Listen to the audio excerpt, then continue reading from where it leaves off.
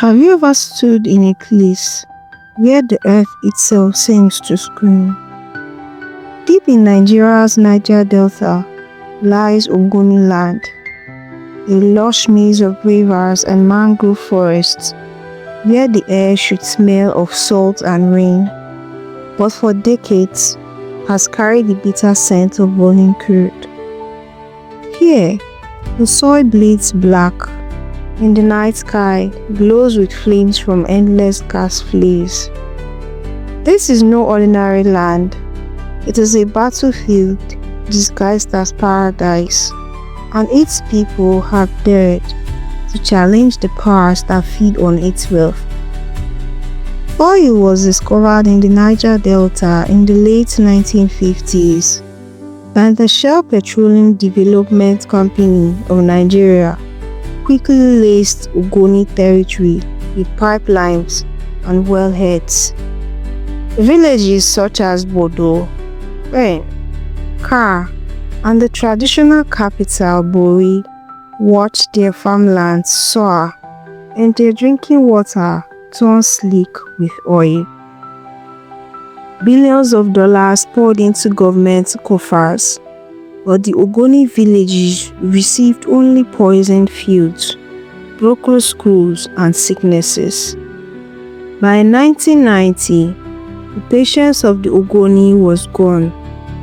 From the heart of this wounded land emerged the Ogoni Bill of Rights, a defiant document demanding environmental protection, political autonomy, and a fair share of the wealth being pumped from beneath their feet. Out of this declaration rose the movement for the survival of the Ogoni people, MOSOP, led by the brilliant and unyielding writer Kenule Bison, Ken Saro-Wiwa, and first president Dr. Garrick Letton.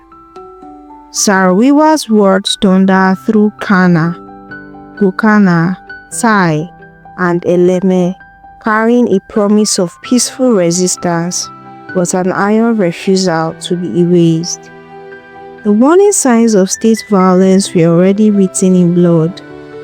In October 1990, the police mobile force descended on the village of Umochem after a peaceful protest, killing more than 80 residents and burning hundreds of homes. Yet, the Ogoni would not retreat. On January 4, 1993, nearly 300,000 men, women, and children flooded the streets of Buri and surrounded towns for what became known as Ogoni Day. He carried palm fronds and banners and sang defiantly, demanding that Shell suspend operations until the land was healed and justice delivered. Shell soon halted activities in Ogoni land, but the Nigerian military regime, first under General Ibrahim Babangida and then under General Sani Abacha after his November 1993 coup, saw MOSOP as a direct threat to the nation's most lucrative lifeline. The clouds gathered. Soldiers and police tightened checkpoints across Gokana, Tai, and Kana. Villagers were stopped, questioned, and sometimes beaten. The Rivers State Internal Security Task Force, soon commanded by Major Paul Okontimo, began drawing lists of those to watch, those to silence. Old rivalries between communities were fanned into flame. By mid-1993, violent clashes between Ogoni and Andoni neighbors left villages in ashes and hundreds dead, a chaos the government used as a reason to move more troops in. By year's end, Ogoni land felt like a besieged nation. Soldiers prowled the swamp paths, headlights slicing through the humid night. Secret MOSOP meetings continued as Saro-Wiwa moved from Ka to Gyoko to Bodo, urging no violence even while warning that the storm was near. Families whispered of quiet raids and of men taken and never seen again. The new year of 1994 broke under a sky the color of steel. In barracks across River State, weapons were oiled and plans drawn. Major Okuntimo's name spread in fearful murmurs.